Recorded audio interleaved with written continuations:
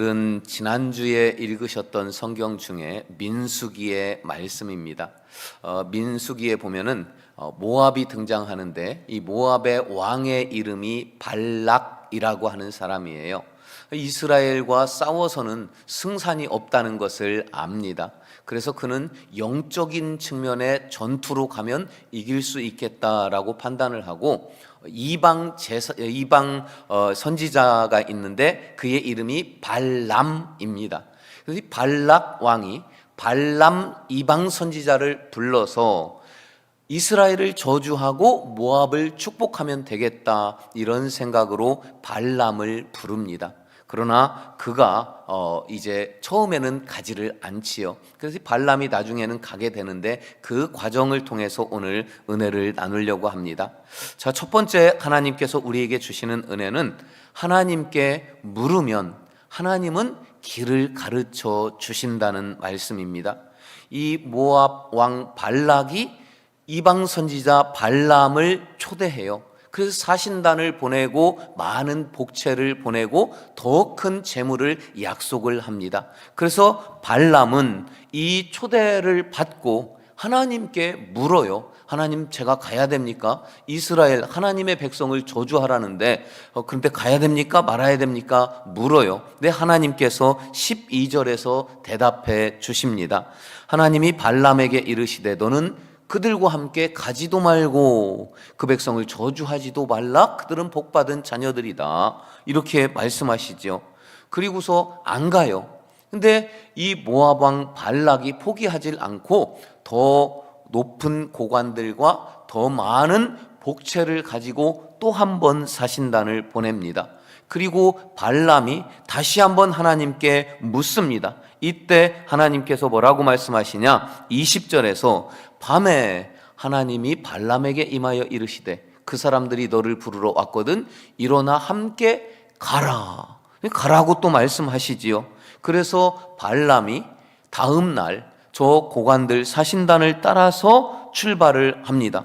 그런데 22절에 보니까 그가 감으로 말미암아 하나님이 진노하심으로 여호와의 사자가 그를 막으려고 길에 서니라. 하나님이 또 진노하셨대요. 그래서 못 가게 막고 계신대요. 그래서 옥신각신 하는데 최종적으로는 또 35절에 보니까 여호와의 사자가 발람에게 이르되 그 사람들과 함께 가라. 또 가라고 하십니다. 아니, 가라는 겁니까? 말라는 겁니까? 도대체 하나님의 뜻을 어떻게 분별해요? 정리를 해보면은 처음에 사신단이 와서 초대를 해요. 그래서 하나님께 묻습니다. 가지 말라고 하셔요. 그래서 안 가요. 그래서 다음번에 또 옵니다. 물었더니 이번에는 가라고 하셔요. 그래서 가려고 출발했는데 하나님의 사자가 칼 들고 길을 막고 있는 거예요. 옥신각신 하더니 또 최종적으로는 가라고 말씀하셔요. 그래서 가게 됩니다. 자, 하나님은 도대체 가라는 건지 말라는 건지, 여러분 성경 지난주에 읽으시면서 이런 궁금증 혹시 안 드셨습니까? 근데 11절과 12절을 확인해 보니까요. 보라, 애굽에서 나온 민족이 지면에 덮였으니 이제 와서 나를 위하여 그들을 저주하라. 내가 혹 그들을 쳐서 몰아낼 수 있으리라 하면서 나를 부르러 왔습니다. 이 처음 하나님께 묻는 거예요. 하나님이 발람에게 이르시되 너는 그들과 함께 가지도 말고 그 백성을 저주하지도 말라. 그들은 복받은 자들이니라. 가지 말라고 분명히 말씀하셔요. 처음에는 가지 말라, 그 다음에는 또 가라, 다시 또 막아라. 어떤 말씀이냐면 우리가 성경 말씀만 보면은 정확히 이해하기 힘들어요. 가라고 그랬다가 막으셨다가 막 그러거든요. 근데 제가 예를 들어서 설명을 할게요. 한 시골에 대농, 아주 땅이 많은 그런 큰 부자 농사꾼이 있는데 그의 아들이, 장성한 아들이 아버지, 내가 큰 사업을 해서 더 많은 돈을 벌려고 하니까 땅 팔아서 사업 자금 좀 대주세요 말합니다. 그래서 아버지는 땅을 팔아서 아들에게 자금을 대주지만 아들은 몇 년 하다가 망하지요. 두 번째 다시 땅을 팔아서 대주지만 또 망합니다. 이렇게 몇 번 사업 자금을 대주고 망하고 하다가 세월이 지나서 아버지는 이제 늙고 힘이 없습니다. 그 사이에 있는 그 많은 땅을 다 팔아서 탕진했는데 잘해보려고 했는데 망했지요. 근데 마지막 땅 이것마저도 아들이 와서 아버지 이게 마지막이라고, 근데 이번 사업은 진짜라고, 분명히 성공한다고, 한 번만 더 믿어주면 내가 모든 잃었던 땅 다 다시 찾을 수 있는 큰 부자가 되겠다고 아버지를 설득합니다. 아버지는 안 된다고, 이 마지막 남은 땅마저 잃으면 우리 집은 다 망한다고 아버지는 끝까지 안 줘요. 그러나 아들도 포기하지 않지요. 결국 아버지와 아들이 이 부딪히다가 아버지가 땅 문서를 냅다 던집니다. 그러면서 네가 결국은 우리 집안을 망하게 하려고 작정했구나. 이걸로 뭐 삶아 먹든 볶아 먹든 네 맘대로 해.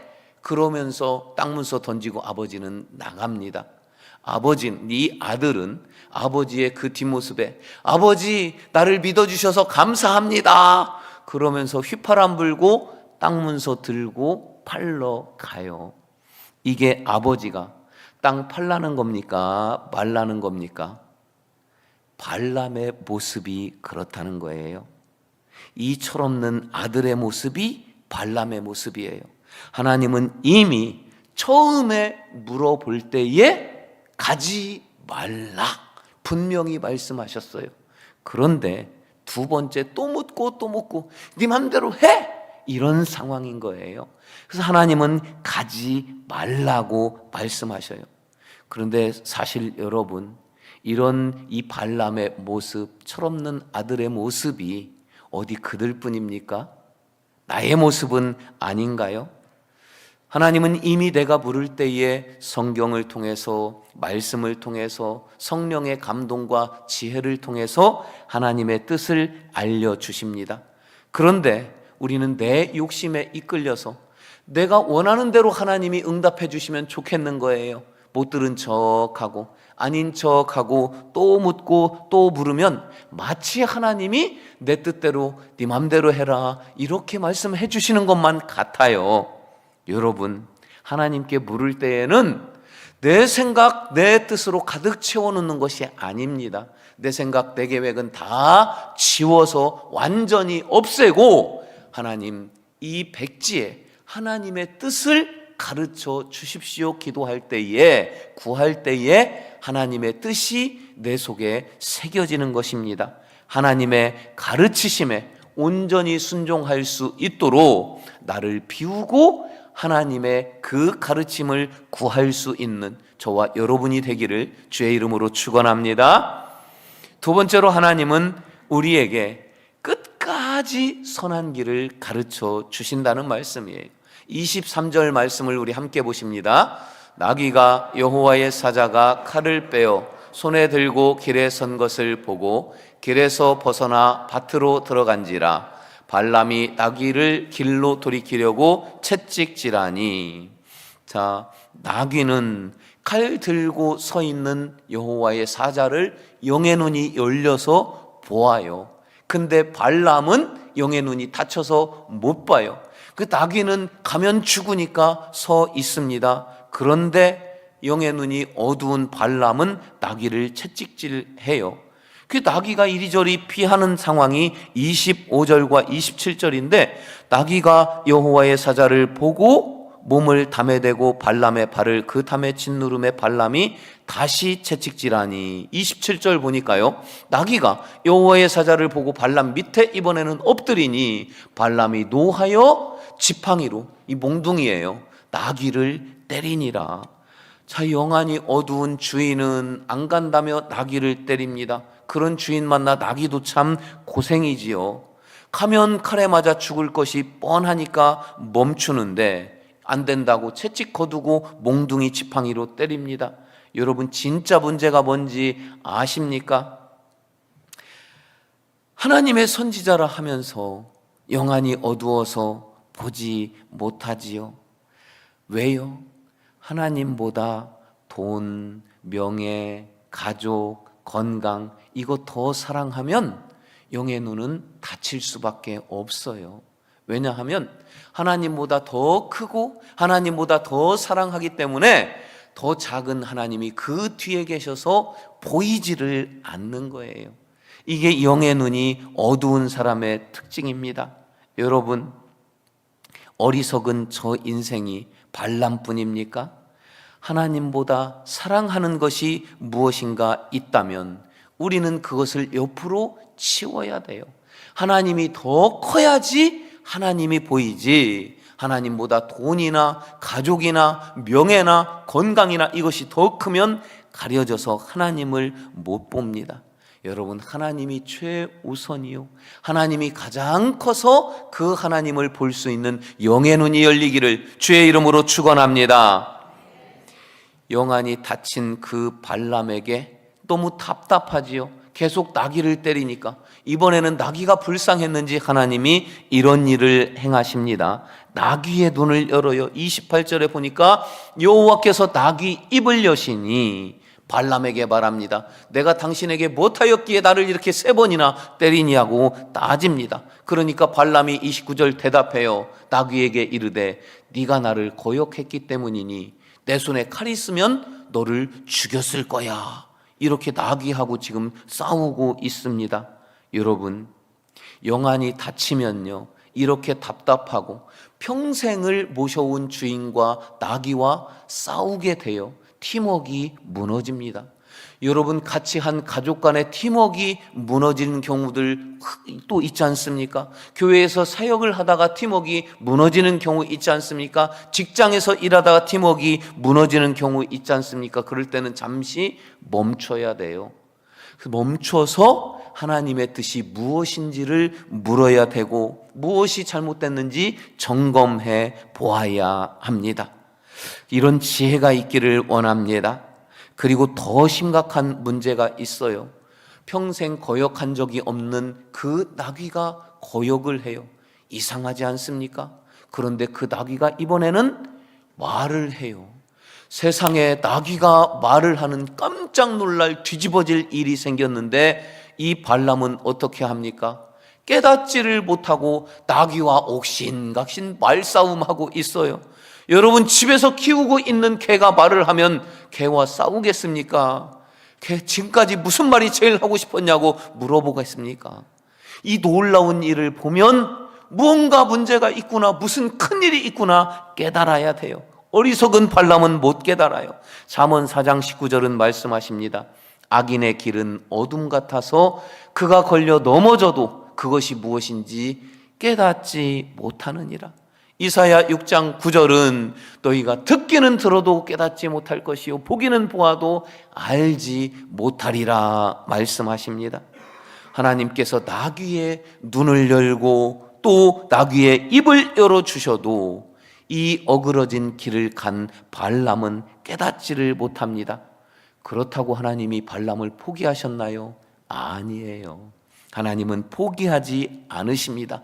그래서 이번에는 발람의 눈을 열어주셔서 31절 말씀하시기를 그때의 여호와께서 발람의 눈을 밝히심에 여호와의 사자가 손에 칼을 빼들고 길에 선 것을 그가 보고 머리 숙이고 엎드리게 됩니다. 발람의 영의 눈을 이제 하나님이 열어주셔서 하나님의 사자를 보게 됩니다. 그래도 발람의 욕심은 다 거두어지지 않아요. 그래서 하나님은 발람을 칼라면 카라 이러시니 발람은 좋다고 하면서 갔었던 것입니다. 우리가 깨달아야 할 것은 비록 발람이 자기의 욕심을 끝까지 버리지 못했을지라도 하나님은 그를 결코 포기하지 않으셨다는 거예요. 끝까지 그를 선한 길을 가르쳐 주시고 인도해 주셔서 발람이 발락 모압으로 갔어도 모압을 축복하고 이스라엘을 저주하는 일 없었어요. 오히려 이스라엘을 축복하게 해 주셨다는 거예요. 우리는 내가 어리석어서 하나님의 뜻을 분별하지 못하기도 합니다. 또는 어그러진 잘못된 길을 가기도 합니다. 여러분, 그게 한두 번이겠어요? 얼마나 많이 나는 어그러진 잘못된 길을 갔습니까? 그럼에도 불구하고 하나님은 나를 결단코 포기하지 않으시고 끝까지 나와 함께 하시면서 선한 길을 가르쳐 주십니다. 내가 그래서 나와 같은 죄인이 그 하나님의 선한 길 끝까지 포기하지 않으심 때문에 지금 이 시간에 예배하는 이곳에 있는 줄 믿습니다. 그 하나님의 은혜로 하나님의 자녀가 되는 권세를 받아 하나님을 아버지라고 부르고 영원한 천국이 나에게 예약이 되어 있으며 이 땅에서도 복을 받게 하시니 하나님께 감사와 찬양과 영광을 올려드립니다. 할렐루야. 세 번째로 하나님은 선한 길 가르쳐 주시지만 이 옆에 항상 어그러진 길도 있다는 것을 우리는 알아야 합니다. 35절 우리 다 같이 함께 읽으십니다. 여호와의 사자가 발람에게 이르되 그 사람들과 함께 가라. 내가 내게 이르는 말만 안 할지니라. 발람이 발락의 고관들과 함께 가니라. 발람이 하나님께 처음 물을 때에 하나님은 분명히 가지 말라. 자기 욕심 때문에 또 묻고 또 묻고 또 묻고 그런 거예요. 가든지 말든지 네 맘대로 해. 하나님 저한테 맡겨주시니 감사해요. 휘파람 불며 간 모습이 이런 모습이에요. 그래서 하나님이 말리시기도 하고 또 끝까지 가고 싶다니까 가게 하신 그것을 우리가 성경으로만 보니까 잘 이해가 안 됐던 거예요. 하나님은 끝까지 나를 포기하는 일 결단코 없으십니다. 그래서 끝까지 선한 길을 나에게 가르쳐 주셔요. 그러나 하나님은 가르쳐 주시지만 최종 선택은 나 스스로가 하도록 자유의지를 주셨습니다. 하나님이 선한 길은 보여주시고 가르쳐 주셔요. 그러나 선택은 발람이 해서 그는 결국 어그러진 길로 갑니다. 이렇게 해서 일단락 되는 듯 했지만 민수기 23장, 24장 이렇게 넘어가면은 그는 결국은 돈을 받고 그리고 이스라엘을 악한 길로 꿰어서 저 모압의 신전으로 오게 하고 모압의 신전에서 아름다운 모압 여인들과 행음하도록 합니다. 그래서 그 바람에 이스라엘 남자들 2만 4천 명이 죽게 되고 그리고 얼마 후에 발람도 이스라엘의 칼에 의해 죽게 됩니다. 이 발람이 돈을 사랑해서 하나님이 가르쳐 주시는 선한 길을 외면하고 돈을 선택해서 결국은 망하게 된 이것을 유다서 1장 11절에서는 이렇게 말씀하십니다. 화 있을진저 이 사람들이요 가인의 길에 행하였으며 삭슬 위하여 발람의 어그러진 길로 갔다. 이 발람의 길을 어그러진 길, 삭슬 위해 돈을 위해 발람의 어그러진 길이다 이렇게 말씀하십니다. 어그러진 길이 무슨 길이냐? 원어를 살펴보았더니요 이것은 헬라어로 플라네라고 하는데 이 뜻은 길을 잃다 방황하다 옆길로 가다. 어디 옆길이요? 선한 길 바로 옆길로 가다. 그런데 이 플라네의 끝은 뭐냐? 멸망입니다. 선한 길의 끝은 하나님의 영광입니다. 그런데 플라네는 선한 길 바로 옆에 있으면서도 길을 잃어요. 선한 길을 못 찾아요. 방황해요. 근데 더 웃긴 것은 이 플라네, 이 어그러진 길은 때로는 선한 길과 어그러진다는 것은 만날 때도 있다는 얘기예요. 그리고 한동안은 선한 길과 하나가 돼서 같이 가요. 그런데도 길을 찾지 못하고 이 어그러진 길은 그 끝에서 멸망에 이르게 되고 옆에 있는 선한 길은 그 끝에서 하나님의 영광에 이르게 된다는 거예요. 이단이 그렇지 않습니까? 비슷해요. 선한 길과 때로는 같아요. 만나요. 근데 그 끝은 결국은 이 어그러진 플라네의 끝은 멸망이라는 것입니다. 여러분, 그래서 플라네가 무섭습니다. 선한 길에서 멀리 떨어져 있지도 않고 바로 옆에 있지만 선한 길을 끝내 찾지 못한다는 거예요.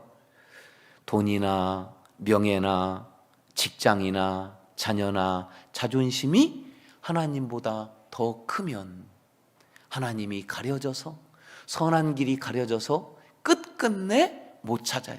근데 무서운 것은 돈이나 명예나 직장이나 모든 그 하나님보다 우선하는 것을 사랑하지만 하나님도 사랑해요. 그래서 나는 어긋난 길, 플라네를 가고 있지만 나는 선한 길을 가고 있다, 이렇게 착각한다는 거예요. 그래서 어그러진 길, 플라네가 무섭다는 겁니다. 여러분, 나는 혹시 이단 아닌가?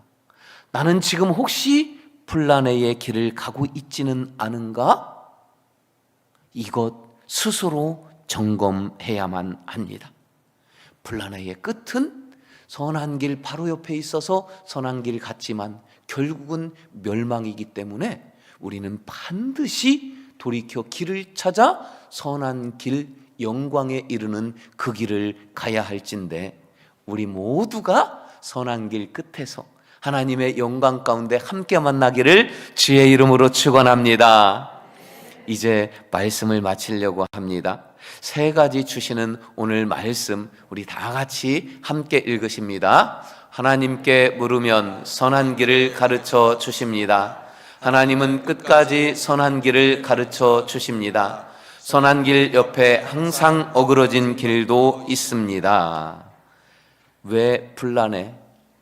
선한 길 바로 옆에 끝까지 함께 가는 듯해요. 그런데 끝은 정말로 완전히 다른, 플라네는 멸망의 길이요, 선한 길 끝은 하나님의 영광입니다. 왜 하나님께서는 플라네를, 멸망의 길을 선한 길보다 멀리 떨어뜨려서 우리로 거기에 전혀 가지 못하게 멀리 놓으시지 않고 선한 길 바로 옆에 플라네를 두셨을까요? 사실 우리는 선한 길 가는 게 아니라 플라네를 우리의 시작으로 여겼어요. 모든 사람이 죄를 범하였음에 하나님의 영광에 이르지 못했습니다. 그래서 우리는 다 플라네로 시작했어요. 멀리 있다면 우리가 어떻게 선한 길로 돌이킬 수 있겠습니까?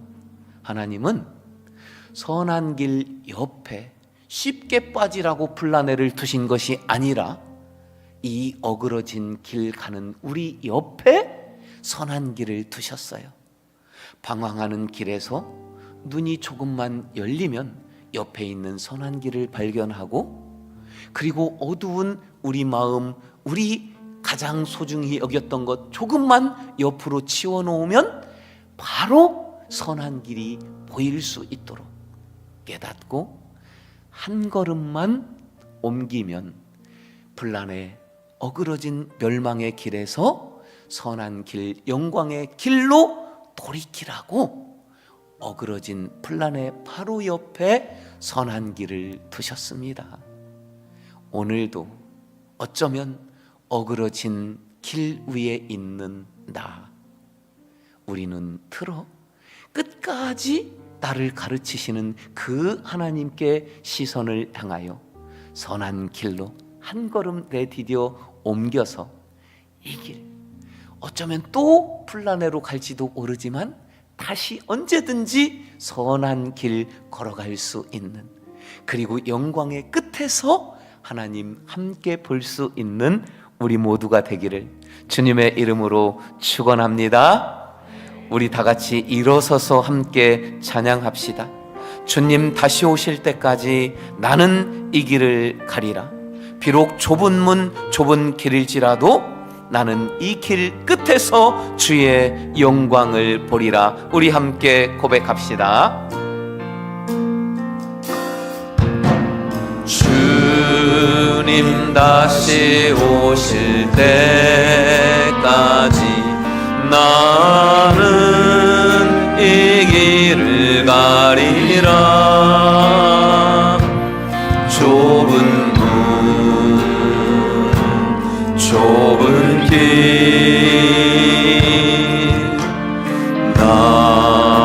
나의 십자가 지고 나의 가는 이 길 끝에서 나는 주님을 보리라. 영광의 내 주님 나를 맞아주시리. 주님 다시 오실 때까지 나는 일어나 달려가리라. 주의 영광 온 땅 덮을 때 나는 일어나 노래하리. 내 사모하는 주님 온 세상 부주시라. 내 사모하는 주님 영광의 왕이시라. 사랑하는 여러분, 하나님께 물으면 하나님은 반드시 선한 길을 가르쳐 주십니다. 그 선한 길은 내 바로 옆에 있고 어긋난 길 바로 옆에 있습니다. 우리 끝까지 이 선한 길을 인도해 주시고 가르쳐 주신다는 이 말씀을 붙잡고 우리 주여 세 번 부르시고 함께 결단하며 기도합시다. 주여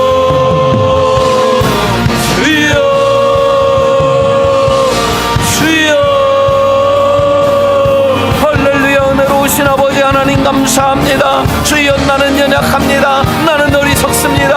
아버지 하나님 때로는 아버지 하나님보다 더 크고 하나님보다 더 중요하고 하나님보다 앞에 아버지 하나님 우상을 만들어 놓기도 합니다. 주여 불쌍히 여겨주시고 은혜 베푸시니 감사합니다. 아버지 하나님 이 불안에 어긋난 길에서 하나님 이제는 발을 뻗어서 선한 길로 가기를 원하오니 가르쳐 주시옵소서. 알려주시옵소서. 끝까지 인도하여 하나님의 영광에 이르도록 나를 인도하시고 우리를 인도하여 주시옵소서. 거룩하신 주여 우리와 끝까지 동행하사 주의 영광을 이 선한 길 끝에서 보게 하여 주시옵소서. 달려가리라. 두 손 높여 고백합시다. 온 땅 높을 때 나는 일어나 노래하리. 내 사모하는 주님 온 세상 부주시라. 내 사모하는 주님 영광의 왕이. 내 사모하는 주님 온 세상 구주시라. 내 사모하는 주님 온 세상 구주시라. 내 사모하는 주님 영광의